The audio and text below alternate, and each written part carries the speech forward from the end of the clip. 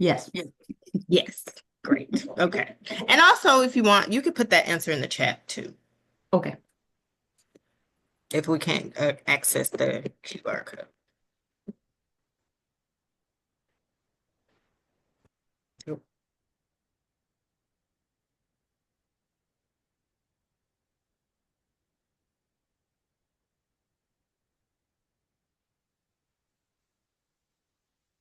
How to get a chance to answer it or put it in the chat? Or y'all still trying to work on the QR code and the link? I'm filling out the QR code survey questions. Okay. So you can see all the questions there? Yes, ma'am. Okay. And those that can't, just put your answers in the chat. So again, the first question is, do you or have you raised chickens in the past? And then the second question is, what is your purpose for raising chickens? We all have different purposes for raising chickens. So is it for your family? Is it for yourself? Is it for your community? Or do you want to put your products out in the smaller market or even to the stores? And you can continue to put your answers in the chat also, because I'll be able to see them.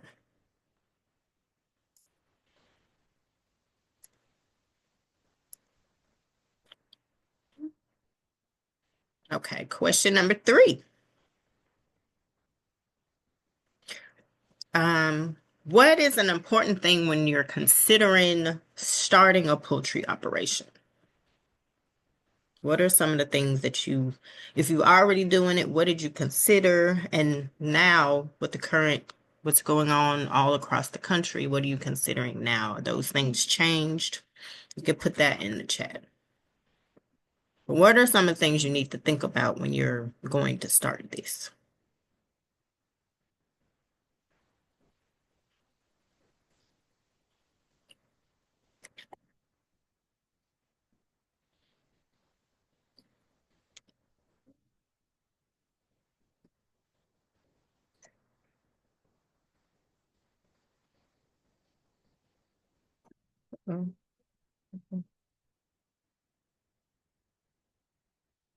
Okay. So we got one, we see somebody's response come up. The purpose of raising your chickens was for research, and then let's see what's in the chat.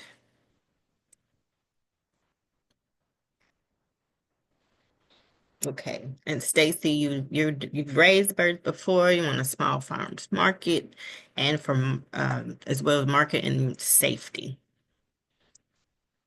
Okay. So the third question is, what are some important things to consider when starting a poultry farm? Yes, disease, infection, and we know that with bird flu going around.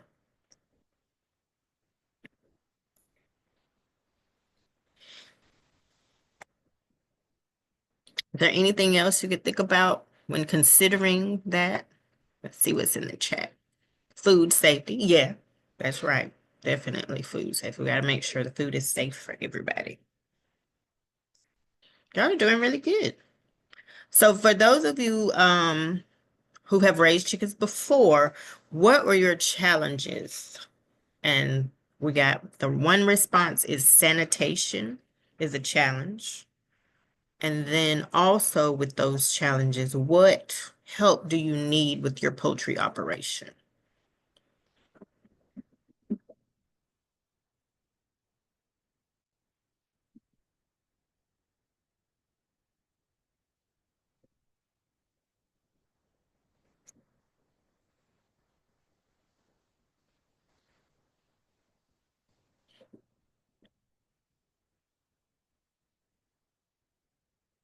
Okay. Process waste, yes. And help with poultry equipment. Okay. So those are the challenges that's going on. And those are pretty standard things. All right, the next question is, what are different types of feed that you have used for either broilers or layers? Guinea chicken broilers. Okay.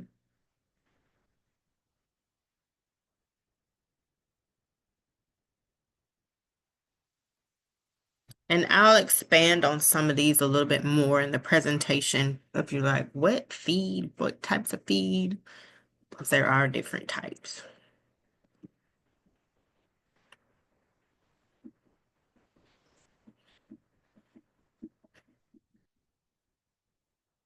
Because we actually make our own feed on campus. But of course, you know, there's plenty store-bought. There's some co-ops you can go to get that. Okay.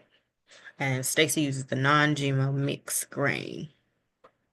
Maybe we make it your own. You would like to. Okay. Well, that's something we might be able to help you with too.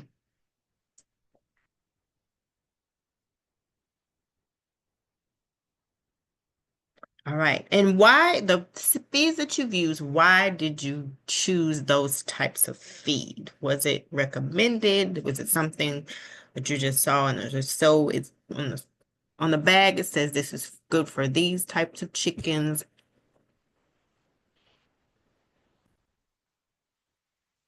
Okay. So that's why you chose them.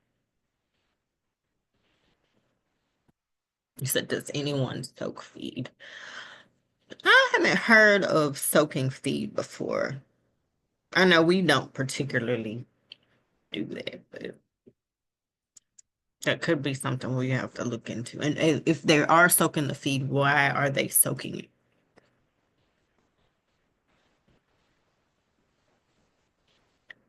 Yeah, the organic. Yeah, well, a lot of people try to stick with organic, but it's not cheap, and it's organic is not cheap at all.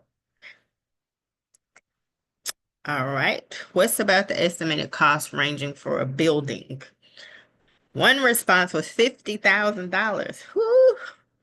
So that's if you're trying to do something big. But that's, yeah, that's about right. It depending on the size of how many birds you're planning on having. And also if you have the land space. But we know prices for building things nowadays are not cheap.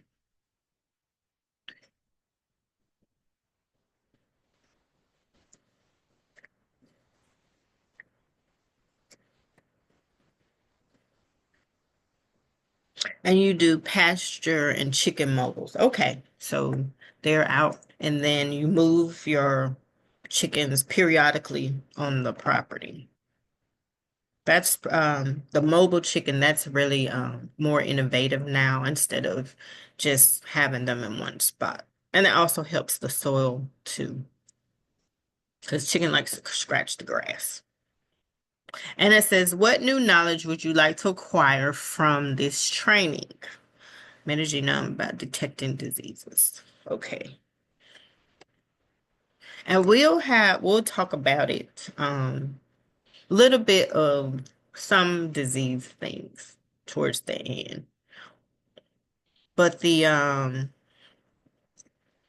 do an overview of just the basics of poultry and things like that. And then you guys can tell me and let me know what it is that you do or you've done and how we can also assist you. All right.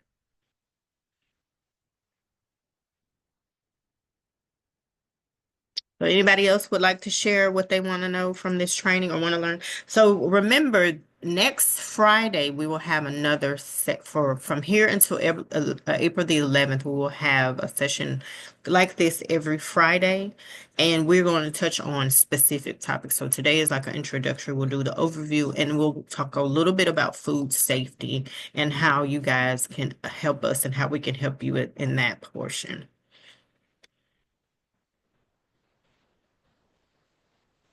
Okay. And Stacy said processing guide, the setups, and overall health of the chickens. Okay. Yes, that is something we could definitely do. Well, thank you all for that.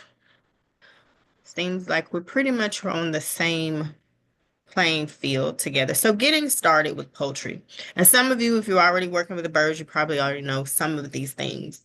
But this is just some things to reiterate, especially since the pandemic happened. A lot of people started to be interested in raising their own birds to make sure that they have a constant supply of either meat or eggs, as well as some people do gardening and things like that. However, that interest has not died down.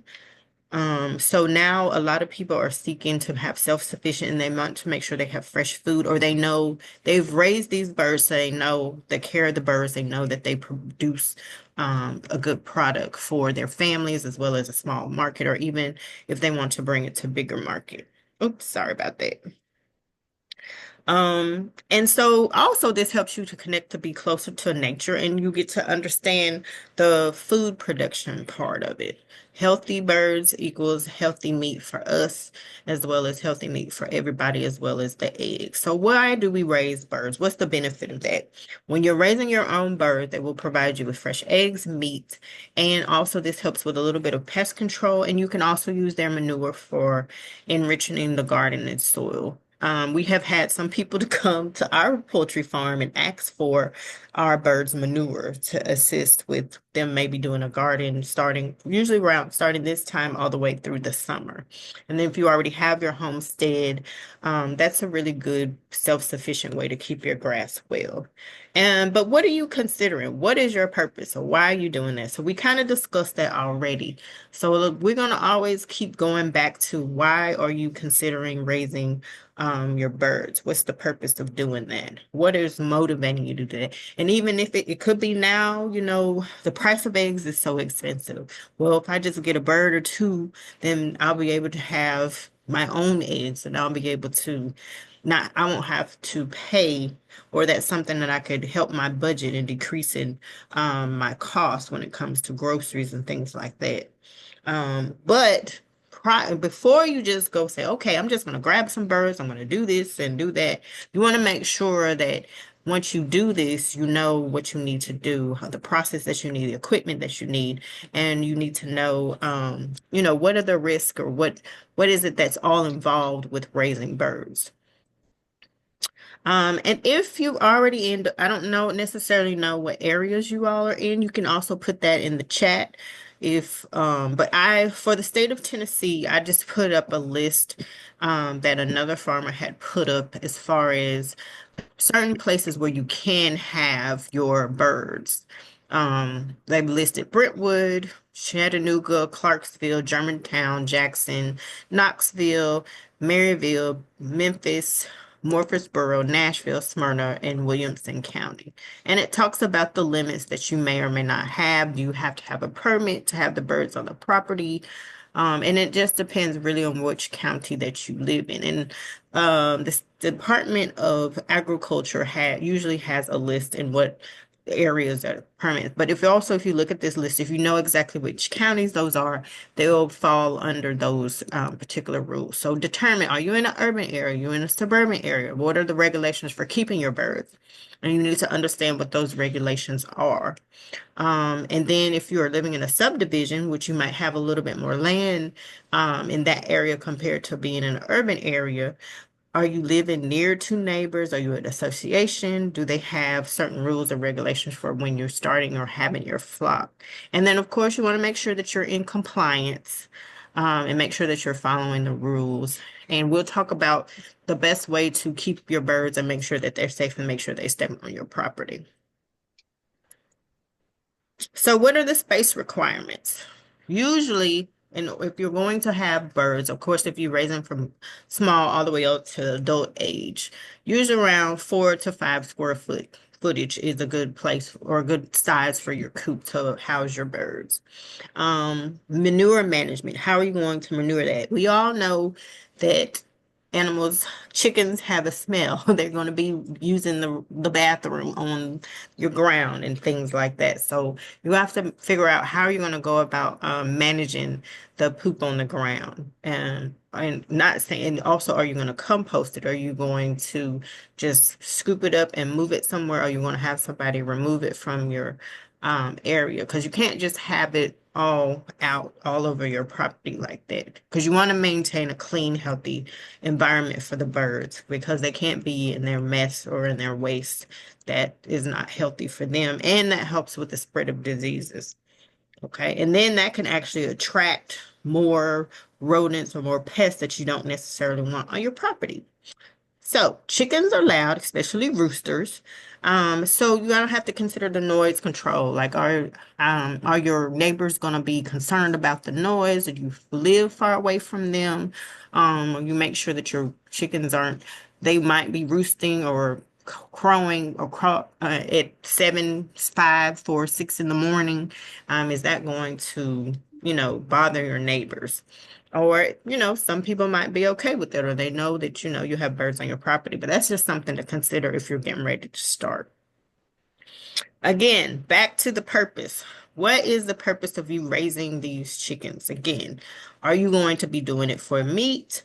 Are you going to be doing it for eggs? Or are you going to be doing both? So, knowing that, that's going to determine how you're going to go about running your management practices. Are they going to be free range or are they going to be confined?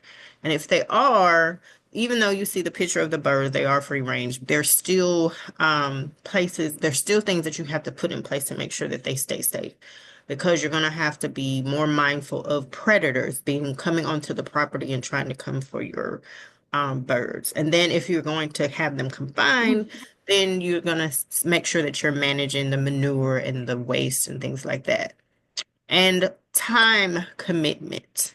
This is a long-term commitment when you are raising birds. They need to be checked on daily. They need to make sure they have daily feed and they need to make sure there's water and the water is clean. I need to check your birds and make sure they're not hurt or anything like that. So this is something that you're going to have to do on a regular basis, on a day-to-day basis to make sure that your flock is going to be successful. Are there any questions so far? Okay, if there's no questions, I will continue. So cost of housing, that really depends on what type of housing you're trying to get. Some people, like in this picture or this example, some of the houses may not be that big. You may not have that much property, or you may not just not want to have that much house. But typically, you can probably get a poultry coop for anywhere between $250 to $1,000. Now, if you're trying to get something bigger, then yes, it's going to be a little bit more Wait, expensive. whoop, Yes. Say that again. whoop, sorry. Oh, that's okay. So, yeah, so the housing cost, it can be, that's another thing you definitely have to consider. Is where you're going to be housing your birds and how much it's going to cost. Yes, sometimes you can find things on Amazon, you can find things at the co-op, Walmart, or wherever, but that's still going to be a cost for you. So what type of equipment do you need? Three main equipment that we know you've got to have are the feeders, waters. If you don't have feeders and waters, how are your birds going to survive? And heat lamps. When they're really small, like you see in the picture, they do not have, they can't keep themselves warm.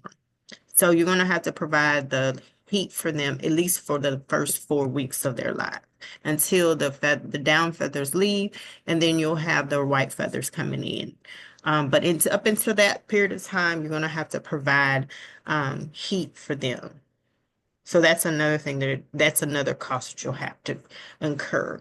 And then budget, set up a budget. Go with all of the different costs that are going to be involved. Some things you may not even think about. There's going to be electricity involved if you've got to provide heat lamps or if you're going to provide light for them. Water, what's your water bill going to be like? Because that's going to be a cost that you're going to have to pay for. The feed that you buy, how much feed are you going to be buying either within a week or the month? So you need to have a detailed budget of those expenses and keep your receipts. So that way you'll be able to see how your operation is going from beginning to end. So feed. It's a very important thing. There is feed. The more the birds are able to eat, the best products you'll be able to put out. What are the different types of feed that you're going to use? Broilers, which are meat birds, they have a different makeup of feed compared to layers. Layers will have more calcium in their feed, but these are just examples of what feed might look like. Some might be raw, And then some can be mesh. We usually end up making the mesh. What ends up happening, we take the raw, we're able to grind it down so it'll be mesh. Birds don't have teeth. They just have a beak and a tongue. So, um, the easiest way for them to try to what kind of softer feed for them will probably be helpful for them. That's not to say that they still can't, ingest the raw forms, but if you want to make it easier for the birds and that way they're not burning more energy to try to feed, then that's the best way to go about doing it. So you'll need to check the different types of feeds that are available for you. And then, like we discussed before, what's the cost of the feed? You might have, usually they're in about 50-pound bags, like you see in the bottom of the picture. So you can run about $20 to $50 of per bag. However, just depending on where you end up going, where you get your feed from, they could be a little bit less or they could be a little bit more expensive. And just like you said, Stacy, as far as the organic, a lot of times organic feeds are a little bit more expensive than that. However, um, you might have a little bit of a cost on the front end. However, the birds that you're trying to produce and the eggs that you produce, it'll be worth your while to do that. And then what is your feeding strategy going to be? How are you going to make sure that you optimize their growth for the period of time that you're going to be having these birds? So that's another thing we could help you with as far as looking at the feed sources that they have, what is provided with the bags. It will tell you what the ingredients are. And how you would want to make sure they have enough calcium, they have enough protein, they have enough um, carbohydrates, because those things, especially as the birds are chicks and as they're getting older. So again, cost. Are you going to have to buy your birds? Some people might buy their birds. Some people might be able to, a friend of theirs might hatch them and they might, pass those birds along. However, in the event you have to buy birds, a lot of the times, if you're getting layers are a little bit cheaper than broilers are. However, the lifespan of a broiler is shorter than your layers. Your layers usually can lay eggs up until a year to 2 years, or maybe even longer, depending on how you're feeding and taking care of your birds. But we know with broilers, within um, 30 days, 30 to 45 days, they are ready to be on someone's plate. So your layers are about 40, you can get 40, you might pay about $44 for about 10 birds. And then for your broilers, you pay about $100 for about 25. And then what about vaccination considerations? Well, now with everything that's going on, it is best to vaccinate your birds. Doc- Say that sorry, again. sorry to stop to cut you. There is some questions in the chat as you are talking, so you might want to also take a look at them and try to see if you can help answer them. Sorry to start. Okay. So with the mesh, we actually have, I see your question, Stacey. It says, how do you help with mesh waste? Some of it will come from the type of feeders that you have. As well as if you putting a pan up under the actual feeder itself to kind of catch some of that waste. If because I know for the little chicks, they might have some feeders that have a top that closes and there's enough room for them to stick their beaks in. And then, like I said, I have your information, so I can send you some of the information about those. And they might have some that are, a little bit bigger as the birds get bigger. But that's one way to hold on to that waste because I know mesh, it can be a little bit messy. The birds can be messy with the mesh for sure. But there are feeders that are out there that kind of will kind of decrease that waste. And I can send you the information about what we actually use. Yep, no problem. And then back to the vaccination. Considering that right now with what's going on with the birds, it's best to go ahead and have your birds vaccinated. I know right now there's about USDA has approved about 8 vaccines for birds to kind of combat bird flu right now. So it's best to try to go ahead and have them vaccinated right now, especially if you're going to have them free range. because we can't control the types of birds that are flying over your property. And if those birds are infected and their droppings land in your yard and your birds pick it, step on it, or so on and so forth, that's one way that some of this bird flu is actually spreading. Because usually it's carried, the main carrier for that is ducks. And we can't really control where ducks fly, land, or even any other birds. And the same thing with vultures, as they're, picking apart either other dead birds or other animals that might carry bird flu. So definitely want to go ahead and consider that. So that can reduce your risk of disease as well as losing your birds, and then you won't have to start all over again.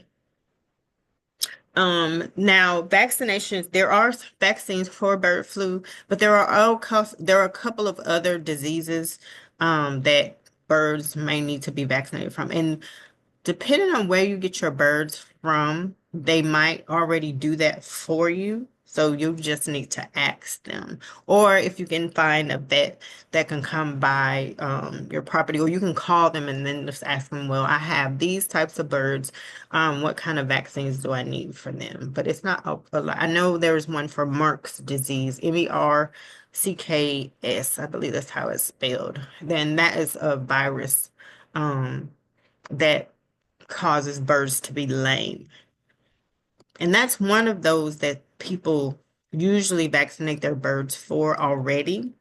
Because it can hit if they're young, usually they don't. They catch that virus, they don't usually make it.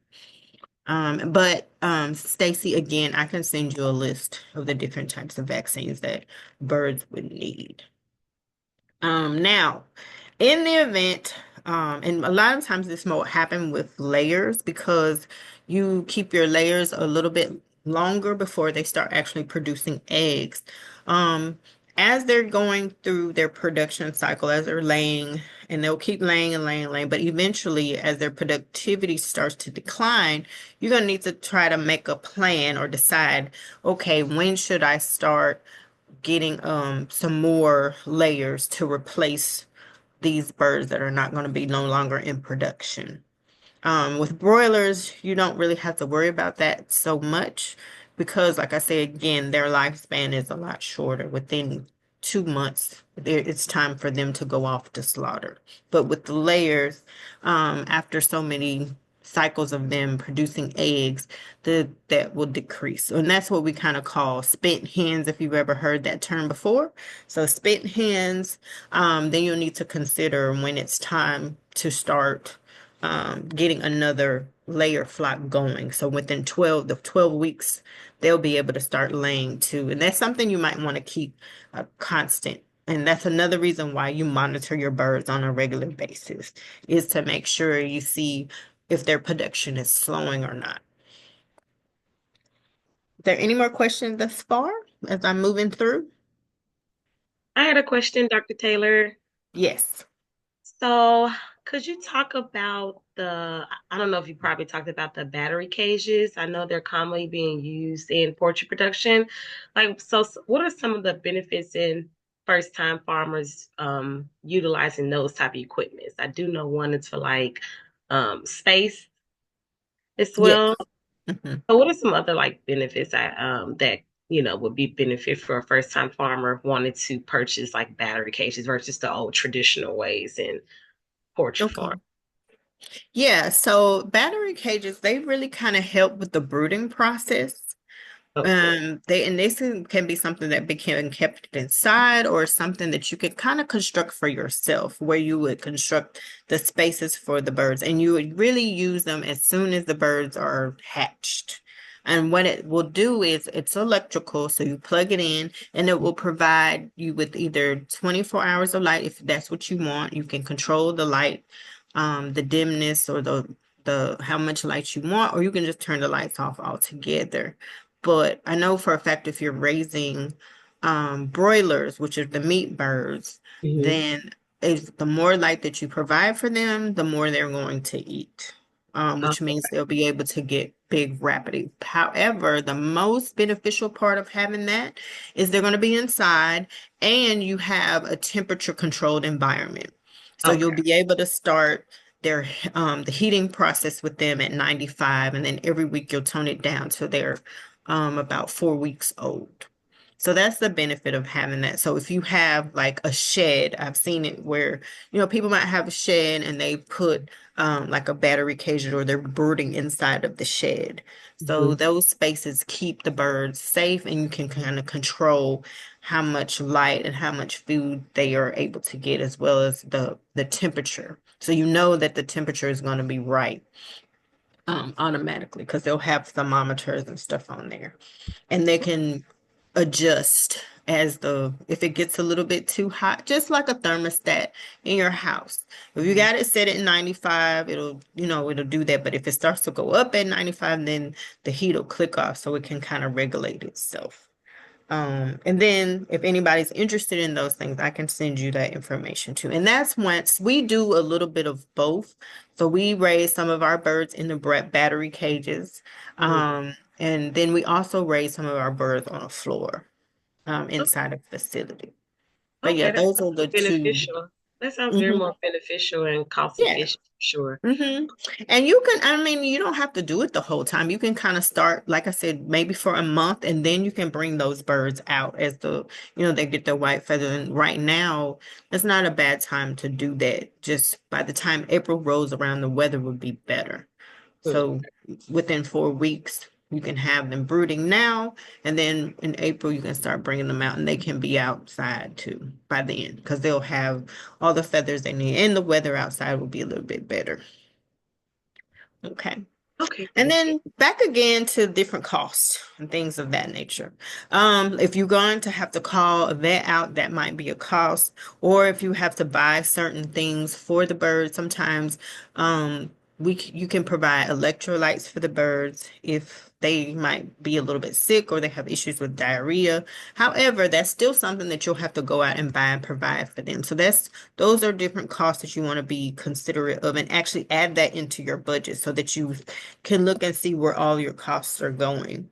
Bedding is something that you'll continuously be buying or purchasing, especially if because you'll need something for them to kind of scratch on. I mean, even though some people are doing free range, they might have an area where they'll lay some hay out just for them to scratch in, or if you need hay to put inside of a bedding box or something of that nature if the birds are trying to lay. So those are costs that you'll have to do. So make sure you have a comprehensive budget. So that means you including everything, your lights, your water, how much is it for bedding, the feeders themselves, the waters, all those things have a cost. And that way, it'll make sure that you're efficient with everything. And then that one will kind of keep you stable. Because sometimes things happen, we do understand that, but then when you have a comprehensive budget, you can kind of project some of those things. Like, okay, every month I see myself buying this, or I'm buying bags of feed, or during certain months I might buy more hay, or I might buy more wood shavings to keep the birds warm, or so on and so forth. Or I might have to move my mobile poultry area, then I might need the supplies if I want to clean out a certain area. So those are things that you need to do. And then just regularly track those things. On just like your home budget, you should do the same thing for this. And again, back to the routine care of the birds. This is something that, like, again, it's a time commitment. This is something that's constantly, and this is daily. Now, yes, some people may have people that are working on their farm or that assist them with the birds, but even with that, those people will need to make sure that they check the farm, or check the birds on a regular basis. Make sure they have enough feed. Like if you put feed in their feeders that night and you get up in the morning and you see that there's no feed in the feed, you need to replenish that. Especially as the birds are trying or on their way to growing, because that can actually stunt their growth and that will cause metabolic issues with them. Make sure their water is clean on a regular basis. How many times are you changing the water? Is the water in a great place? Do you have well water? Are you using city water? So on and so forth. And then just check the birds for any kind of health issues. Are they having deformities? Are they growing well? Are they eating well? You just make sure that the birds' health and their well-being is good. And you do that as long as the birds, you're making sure that they're staying alive and staying healthy. Again, monitoring them. This is an example of, you see the birds that are on the floor. There are, as they are urinating, a lot of ammonia comes from that. And there's only a certain amount of ammonia, that can be tolerated. And the birds are closer to the ground. So, if we can smell it and we're way above the ground, and if it's really bad, then it's definitely bad for the birds because that ammonia can also burn the bottom of their feet. It can cause issues with their eyes and with their sinuses and things like that. And you just don't want that. So just make sure you regularly check your birds, make sure they're not sick or they are distressed. They need to be in uh, a calm area where it's not too much movement going on, not too much change. And then again, what helps you with that is keeping good and detailed records. You keep the time frame of when you feed the birds. How often do you feed them? If you name the birds or if you have wing bands for your birds, depending on how many birds you have, are you monitoring and say, oh, okay, well, Freddie was looking a little different today. He's walking or he's limping or it looks like his leg is broken. Or you can look at the combs of the birds. Are the combs nice and red or are they purple or are they brown? Things like that. You can look into the bird's eyes to tell if they're feeling well or not. And then the way that the birds are eating. If they're feeling well, they're going to usually be a little bit active and they're going to be eating like they should be. But if you notice that there's a decrease in how much feed they're consuming, or if they're not producing eggs that well like they were before, then that could pose a problem. And you need to make sure that you monitor and you might have to call someone to come and check on them. And then, of course, again, if you have them free range, these are the predators that you're going to have to be concerned with. Dogs, foxes, raccoons, hawks. Definitely hawks. We actually had a run-in with a hawk here at Tennessee State University. He actually flew into the house where he knew there were some birds in there. And that was just a matter of us being in there weighing the birds, and we just happened to have the garage door up to just have fresh, free-flowing air. So be mindful of that. And then, of course, your preventative measures for keeping predators out and keeping your birds in is definitely your housing fencing. And then you can provide different deterrents for the birds to keep other predators out. And even any little small crack or tear or something in your fence that might attract or that might allow smaller menaces to come into there. And some people are like, well, what about you have field mice everywhere, but they also carry diseases too. They'll be harmful to the birds, or they might poop in the birds. They might, as they're eating the birds' feed, they might poop in there, and that can cause diseases and things like that. And yes, geese. You will have to be concerned with the other types of birds, like I said, vultures, hawks, and there's sometimes the geese they can fly over, or they might come and they want to be dominant, or even wild turkeys. We've had wild turkeys come on our property on campus. And I mean, those things are big. And they're really not scared. They'll challenge you in a bit. So if they're gonna challenge me as a person, you can only imagine what they would try to do to your birds. So that's the best way to do to make sure that they're safe. Is making sure that your fencing is done well and how your house is set up and making sure you don't have any holes or tears or anything where they can get in. And you use the goose for protection. Stacy. That's what she said. And that's true because they're actually loud. And then like I said, there was another type of bird that we actually work with here at Tennessee State University. It's called the guinea fowl. And Cece would know all too well about that because she worked with them in one of her projects. But those birds, they are something else. They can fly, they can perch, they're very loud. So Absolutely. yes, so some people like Stacy said, you can use a goose or a guinea fowl. Some people use those to kind of herd their property. Anytime anything gets out of hand, you're gonna hear about them. They will attack you, they will attack Right. snakes.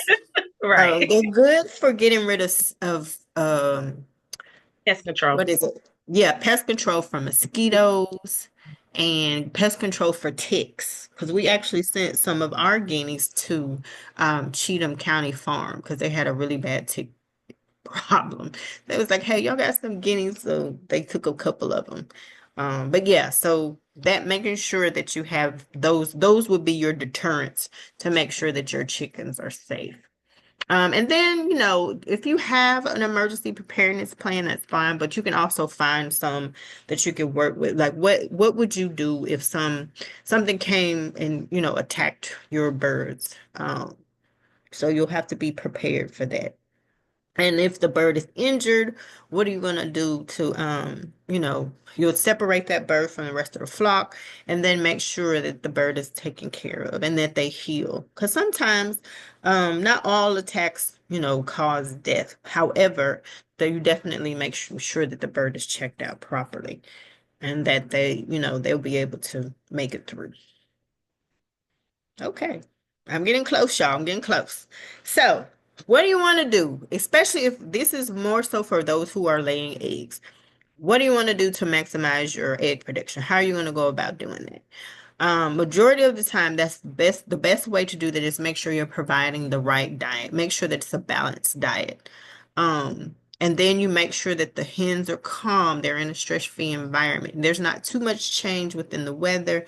I mean, unfortunately, now the way Tennessee weather is, it's kind of hard to predict. Like one day what it's gonna be. However, as those environmental changes happen, you're just gonna have to adapt and try to assist the birds as best as you can so they can continue to stay, in a stress-free environment. Make sure there's adequate lighting. You don't want them to be in the dark. Like I said, light plays a big part on, but actually both breeds of birds. If it's for egg production or even if it's for meat production, and making sure the diet is balanced. For egg layers, specifically, it's calcium that's the driver for them laying eggs. So make sure they have a good amount of calcium in there.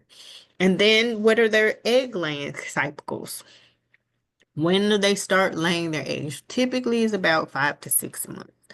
And then once they start doing that, then they'll keep on producing. And like I said, as long as you keep the environment steady for them, amount of light, and make sure that the diet is balanced, they should be able to lay for at least around 2 years or so consistently.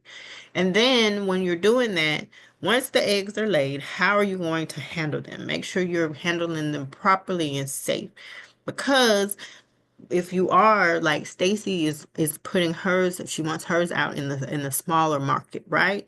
Then she can't sit up here and push out eggs that might be cracked or they might have waste on them or they might have hay on them or something. So we have to make sure that the eggs are very clean and they're stored in a cool space once they've been hatched.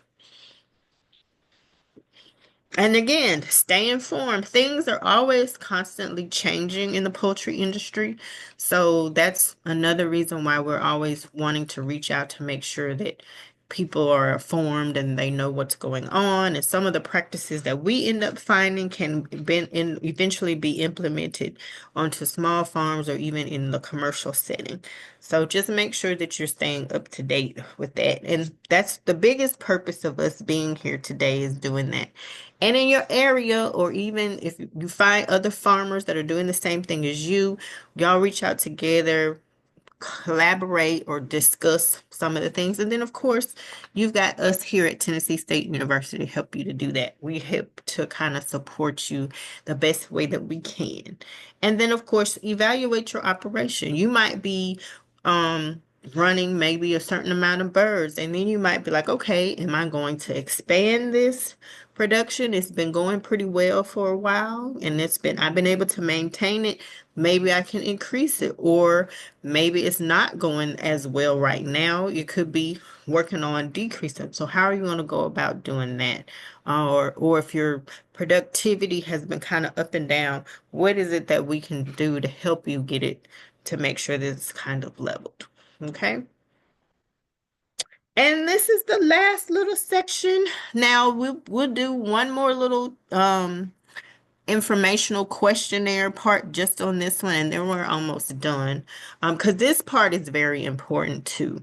Make sure food safety training for poultry practices. And Stacy, this might actually be something you could be interested in, what will help you too, and everybody actually, because we all need to know about food safety and learn about what is it that we need to do? How are we treating our birds? And then also, not just once the birds are raised, what about the product that we are passing along to either our families, the market, or even in a larger commercial setting?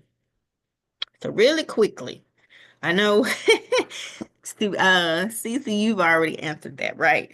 So are you aware of antimicrobial resistant bacteria? And then anybody else, you can just put that in the chat if you are aware of antimicrobial resistance bacteria. So this would be bacteria that um, can continue to thrive and infect even in the presence of um, antibiotics. And this kind of goes hand in hand with the care of the birds.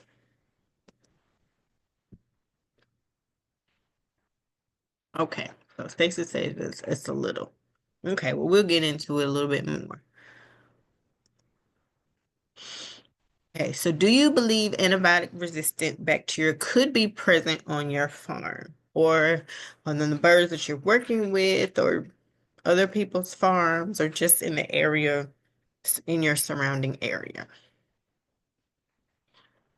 So does that mean that some of these bacteria that some antibiotics don't work on, could they be around or could they be present? Yes. Okay. Sure. Sure. Yes. And that is true. Are you aware of safety practices for handling and storing eggs to minimize contamination?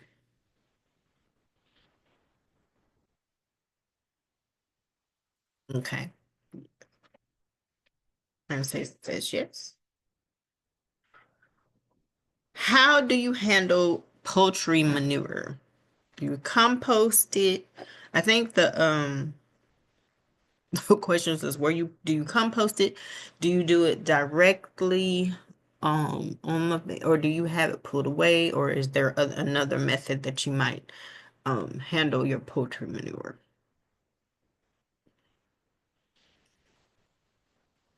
Compost, yeah. Yeah, the composting is mostly that's one of the most common ones. Okay. Do your workers or your family members encounter poultry on a manure regularly? Yes.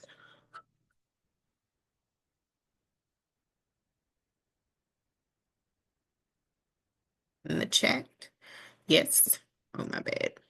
I skipped. Okay. Do you use antibiotics for your poultry? Let's say yes. One response said yes. The other one says no. Okay. If yes, the primary purpose of the antibiotic is for disease prevention. And the other responses was disease prevention is one, um, growth performance, because we end up learning probably about 1950 that adding antibiotics to birds actually makes them bigger. And So then it's not bacterial good. infection, that's a good one. Yes. And Yeah. then what was the other one? Bacterial infection is a good one. Yeah, and bacterial infections. So Hmm. once your birds have been infected with a certain type of bacteria, then you would treat with antibiotics. Hmm. Um, yeah, so those were the three things. But like I said, back in about 1950, we learned that once the birds were getting, and this was more of, well, this is where maybe some of the farmers and the veterinarians, as well as the scientists, weren't meeting together in the same room. And there was an overuse of antibiotics for birds. And it was like, oh, well, the birds, if we give them antibiotics, one, they're getting bigger. That's a good thing for us. And we would be getting rid of bacterial infections. However, that's not how antibiotics are used. You should only treat with antibiotics once you have an infection. Okay, so let's see what's next. How often would you change your water? Every Uh, day. yeah, how often do you change your water? And I Every- think the answers are, or the choices are daily, 2 times a day, every 2 days, every 3 days, every 4 days. And Stacey, she says daily. Yes, that is correct. That's what you need to be doing. Clean water. Yeah, some people might do it weekly or every third day or so on and so, but you should be doing it daily. So the last question, and then we'll have a little bit of a surprise towards the end. So do you want a free installation for UV light system to treat your water used at your poultry farm? We got one yes. Anybody else? Let's see. And Stacy says sure. Okay. Well, great. Moving on.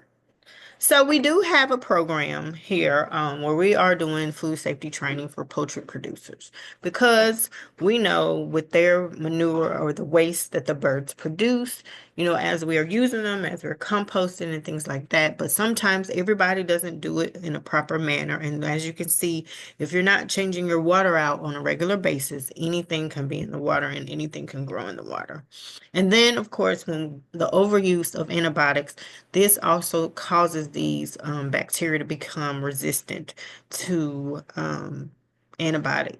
So that actually causes these birds can carry those antibiotic resistant bacteria. If you're not cooking your meat properly to the right temperature, then these bacteria aren't being killed off. So then that ends up then people are being infected with some salmonella or E. coli or campylobacter, which when we're treating the person with antibiotics, or if you're treating the birds with antibiotics, it's not working. So with that being said, this project we are going to be able to, we are trying to assess poultry diseases and how this is happening, and if there's antimicrobial resistant bacteria. And we'll have it open to farmers here in Tennessee where we can implement we will take samples from your facility, and we can also provide a UV light to make sure that your water continues to stay safe. So, with that being said, here comes the gift.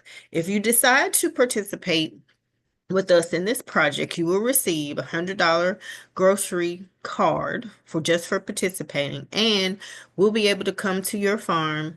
We'll be able to take water samples, fecal samples, and soil samples, and other samples just around in different areas of your house, or your poultry house or your poultry facility. And then we'll analyze those for you, and then we'll report back to you, and then we can have a UV light installed to treat your water to make sure that the water lines aren't contaminated, or if the water's been sitting out for 24 hours or so, that those bacteria are going to be killed. So participating in that, we'll have some workshops on making sure that you're handling things properly. If there's any treatment that needs to be done with the water, that can be done. And just making sure, and like Stacey said, as far as you're raising the birds and then you need to process them, right? So we're removing the feathers, we're going to be cutting up the meat and things like that. So during that process, we need to make sure that we're not carrying those bacteria over and then passing it along. And the same thing with the sanitation of the eggs.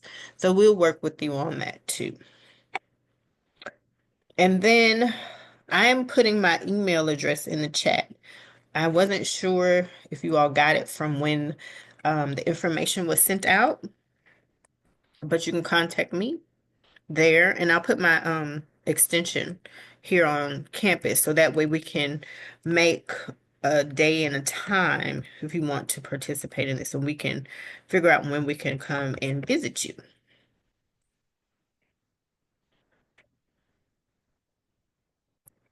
And that's pretty much all that I have. Does anybody have any more questions or anything that you want to talk about as far as what was presented today. But in the coming weeks, we'll have more specific topics. We'll talk about the egg laying and the two different types of breeds that you would want to get for them, their diet.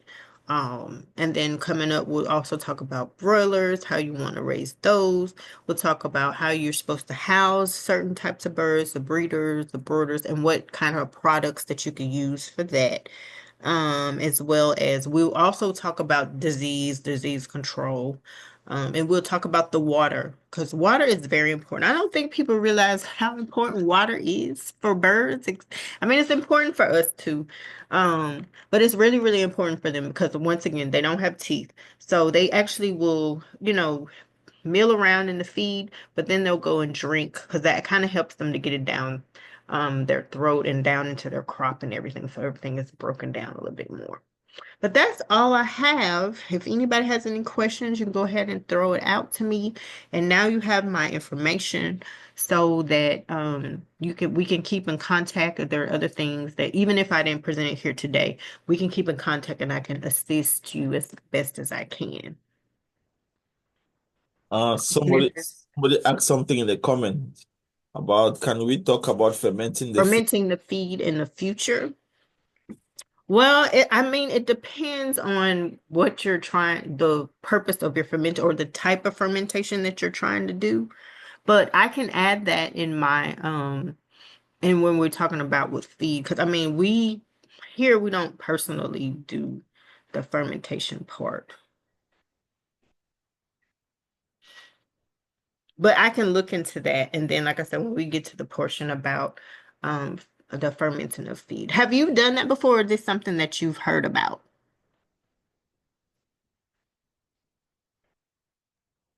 I wanted to try it because I heard that it was good for their, I mean, digestive systems and that you do it, you have to do it like 3 days rotation. I mean, with clean, of course, Okay. clean food and clean water.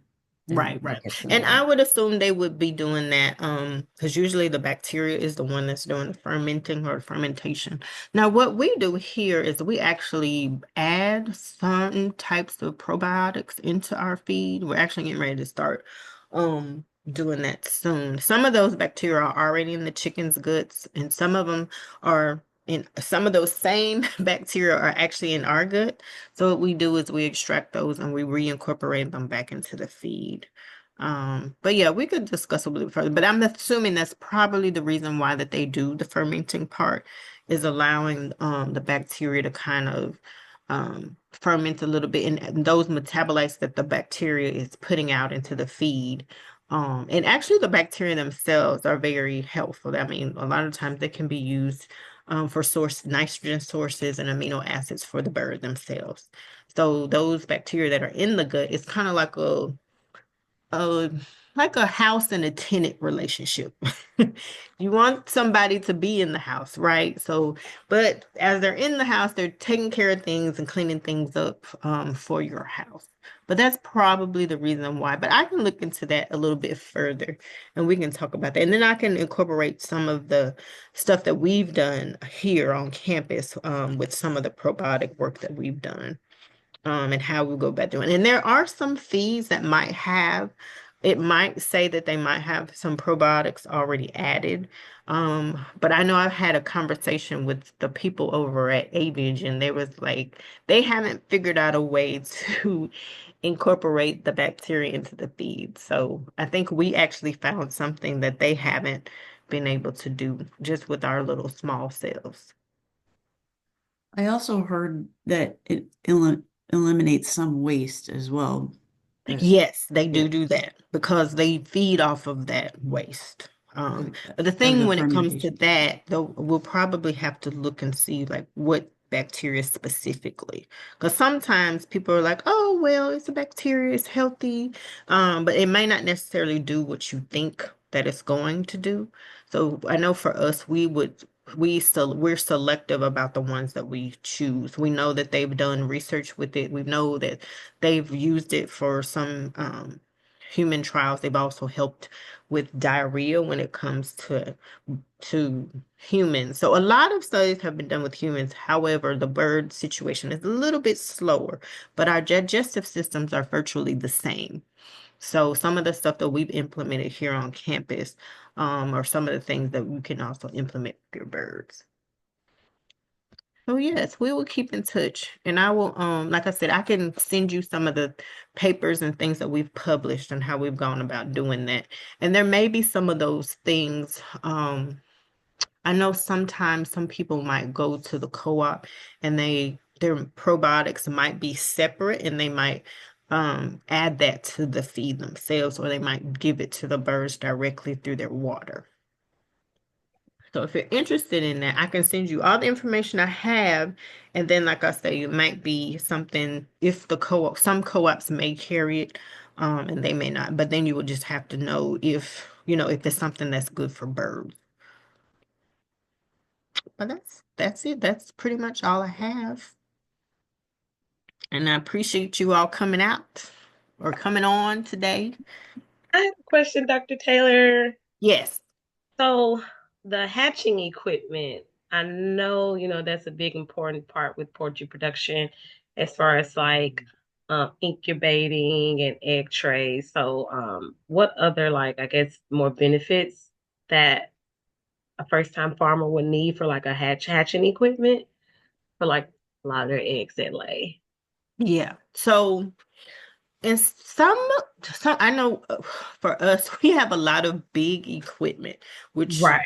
that's not available to the average person, or it's going to be, not saying it's not available, but it's very, very expensive. So there are smaller incubators that you might be able to get. Like I said, they might carry them in the co-op. You might be able to find a few of them online. And we've actually had some on campus that were smaller styrofoam boxes that had a thermometer on there, and it Mm-hmm. actually Mm-hmm. had a little heat sensor in there. And Right. it wasn't super duper expensive. So some of those things you might be able to find. And then some people have been innovative where they've taken those heat lamps and they've raised them up in that particular area and they were able to get, but what you'd have to get an old school thermometer, one of the glass ones that has the mercury in there to kind of, and they would hang it in the room and they'd be able to take, keep up with the Keep up with the temperature. temperature. Yeah. Right. Where the people. And Yeah. that would be kind of like a constant thing. But yeah, there are smaller incubators that people can actually purchase and get. And like I said, I could find the information and pass it along. Okay. Thank you. Thank you. Yep, no problem. Anything else? Okay. Well, it's been nice chatting with you all today. Um, and we will be in touch. I will be back here same time, same place next Friday. And we'll be having a new topic to discuss. And then, like I said, you can go ahead and email me your questions and things. And if you want to participate in getting the UV light, definitely send me a message so that way we can start the dialogue and then we can work on getting to you so that we can get that started. Perfect. Okay. Good. Okay. Thank you so much. And Thank see you you. all later. Hey guys, take care. Thanks. Bye. All right. Bye.